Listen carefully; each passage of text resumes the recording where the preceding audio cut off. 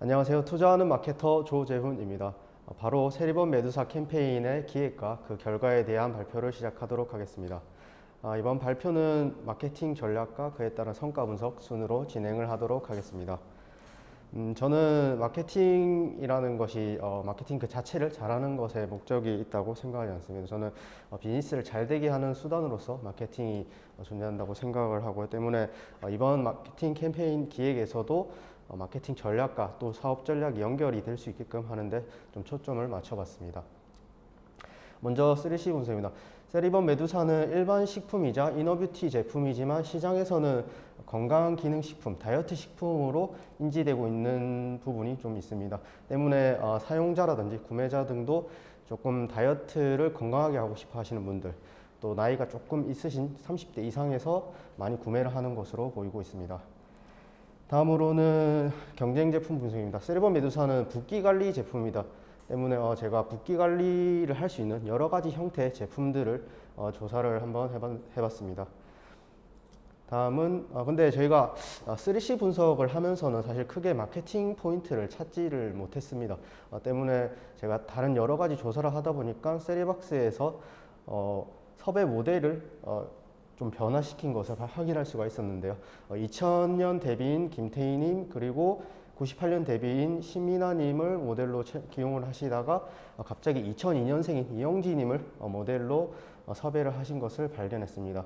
이렇게 모델료가 비싼 분들을 여러 명 타겟이 다른데도 불구하고 섭외를 하신 이유는 반드시 뭔가 특별한 이유가 있다 이렇게 저는 생각을 했고요. 제가 내린 결론은 이런 세리박스에서 기존 고객과 인접한 영역에 있는 고객층을 타겟팅해서 시장을 확대해 나가는 그런 전략을 구사하고 있다고 저는 판단을 했습니다. 때문에 저는 기존 모델과는 다른 타겟이 다른 이영지님을 섭외한 것을 근거로 하여서 기존 사용자인 파워 유저나 코어 유저가 아닌 그 바깥에 있는 인접 사용자들을 페르소나로 선정하기로 결정을 했습니다. 물론 이때 주의해야 할 점은 기존의 주요 고객들과 완전히 다른 고객들을 타겟팅하는 것이 아니라 약간만 다른 고객들을 타겟팅한다는 것입니다. 그러면 저는 그에 맞는 일단 STP 전략을 조금 준비를 해봤는데요. 먼저 붓기 관리 제품 시장을 제품과 소비자의 특성으로 따라서 조금 세분화를 해봤습니다.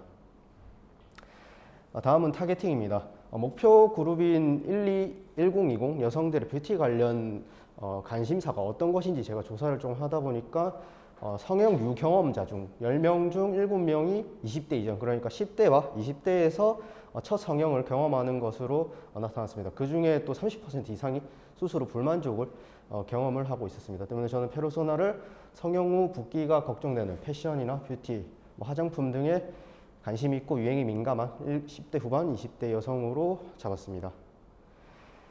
또한 인간의 동기 감정 모델인 림빅맥에 따르면 여성 중 조화론자의 비율이 압도적으로 높고 20대에서도 쾌락주의자의 비율이 높았습니다. 때문에 저는 이런 특성을 가진 분들에게 맞는 또 이런 분들의 동기와 감정을 자극할 수 있는 캠페인을 설계하려고 좀 노력을 했습니다. 마지막으로 포지셔닝인데요. 지금 현재 시장에는 젊은 고객들을 대상으로 한 한이나 알약 제품, 그러니까 붓기 관리 제품이 시장에 많지 않다는 것을 발견했습니다. 때문에 모델인 이영지님으로 대표되는 1020 여성들을 충분히 공략해 볼 만한 포지션이라고 생각을 했고요. 때문에 제가 아까 조사한 대로 1020 여성들의 뷰티 관심사인 성형이라든지 이런 것들을 붓기 관리와 좀 연관을 시켜서 소구점을 만들어 봤습니다. 다음 포피 믹스입니다. 먼저 제품과 판매 정세를 간단하게 정리를 해봤고요. 다음으로는 가격도 경쟁 제품들과 조금 비교를 해봤습니다. 저는 이번 프로모션의 OKR을 인접 사용자로의 확대로 정했습니다. 때문에 저는 그 과정에서 여러 가지 매체를 활용한 프로모션 전술을 좀 사용을 해야 된다 이렇게 생각했는데요. 왜냐하면 같은 광고를 여러 번 보면은 거부감이라든지 피로도가 증가를 하지만 다양한 매체를 통해서 또는 채널을 통해서 그 광고에 노출될 경우 구매 확률이 증가한다는 조사 결과도 있기 때문입니다. 때문에 저는 먼저 광고 소재와 타겟팅, 소구점 등을 페이스북 광고를 통해서 테스트를 하고 그 테스트된 소구점이라든지 광고 소재를 유튜브 광고를 통해서 또 고객의 재방문을 유도하고 마지막으로 인스타그램 셀럽 협찬이라든지 공동구매 등을 통해서 구매와 추천을 촉진시키는 미디어 플랜을 짜봤습니다. 페이스북은 타겟 고객인 MZ세대가 가장 오래 이용하는 SNS 채널입니다. 동시에 유료 광고를 통해서 소구점이라든지 타겟팅을 빠르게 테스트해 볼 수 있다는 장점이 있습니다. 때문에 가장 먼저 사용해야 할 매체라고 생각을 했고요. 저는 이번 페이스북 광고에서 KPI를 클릭수로 정했습니다. 클릭수로 정하고 클릭수가 더 높은 광고 소재가 어떤 것인지를 찾으려고 했습니다. 때문에 먼저 기존 고객에 맞는 광고 소재를 하나 만들고 그다음에 인접 사용자에 맞는 광고 소재와 기본 문구 등을 설정을 해서 A/B 테스트를 해봤습니다.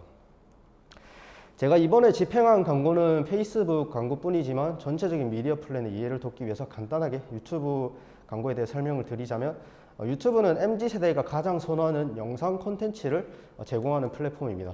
때문에 페이스북 광고를 통해 확인된 소구점이라든지 잠재 고객 정보를 활용해서 영상 광고를 제작하고 선출한다면 가망 고객의 재방문이나 활성화를 조금 유도할 수 있지 않을까 이렇게 생각을 해봤습니다.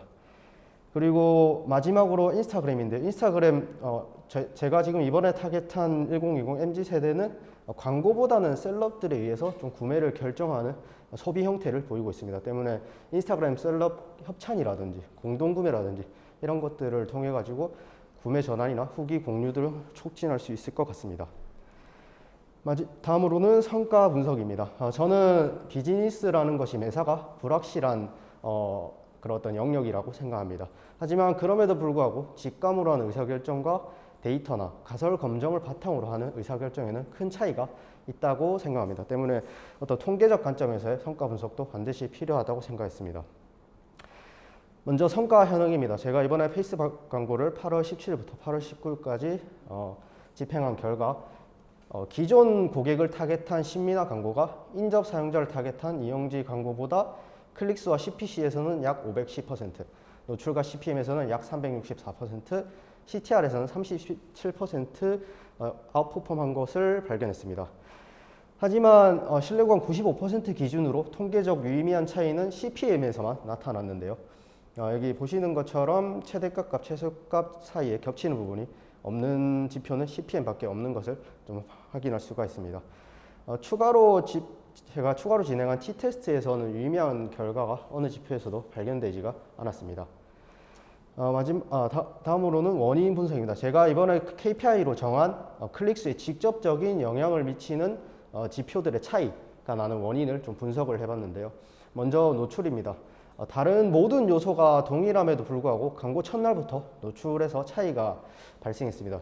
저는 그 이유를 기본 문구에서의 차이, 즉 성형이라는 키워드가 이런 차이를 만들었을 것이라고 추정을 하고 있습니다. 그 이유는 성형이라는 키워드 자체가 미성년자 노출 지향 키워드로 페이스북 광고에서 타겟을 설정할 때도 예상 도달 범위를 감소시키는 요인 중 하나였기 때문입니다.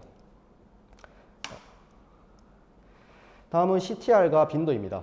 CTR의 차이는 저는 우연한 차이였을 것이라고 추정하고 있습니다. 왜냐하면 표본을 2배수로 제가 가정을 하고도 다시 통계 분석을 해봤을 때 유의미한 차이가 나지 않는 그런 지표였기 때문입니다. 노출량 같은 경우는 빈도 같은 경우는 노출량이 많았던 신미나 광고에서 더 높았던 것을 봐서 노출량이 늘어나더라도 빈도가 높아지지 않게 타겟의 범위를 좀 넓힐 필요가 있다 이렇게 생각을 하고 있습니다. 다음은 개선점입니다. 먼저 저는 추가 실험을 통해 통계적으로 유익값을 도출해내는 것이 필요하다고 생각했습니다. 제가 실제로 지금 표본을 2배수로 늘렸을 때를 가정해서 통계 분석을 해본 결과 CTR과 빈도를 제가 모든 지표에서 유의미한 차이가 발견되었기 때문에 추가 1회 실험만으로도 유익값을 도출하는 데 충분할 것이라고 예측을 하고 있습니다. 다음은 전환 가치의 산정입니다. 먼저 저는 기업의 목적은 지속 가능한 이익을 만들어서 현금을 창출하는 것이라고 생각을 하는데요. 때문에 재무적 관점에서도 캠페인의 분석이라든지 평가가 좀 필요하지 않나 이렇게 생각을 하고 있습니다. 때문에 먼저 LTV 같은 경우는 실제 매출에서 비용을 제한 마진과 또 고객의 재구매 데이터 등을 활용해서 구할 수 있고 또 이렇게 구한 LTV를 전환 경로상의 위치를 기반으로 하여 기여도를 배분해서 실용적인 전환 가치를 계산할 필요가 있지 않나 이렇게 생각을 합니다. 간단하게 예시를 들어드리면 먼저 매출액이 63,500원이고 총 비용이 5만원이라면 실제 마진은 13,500원일 것입니다.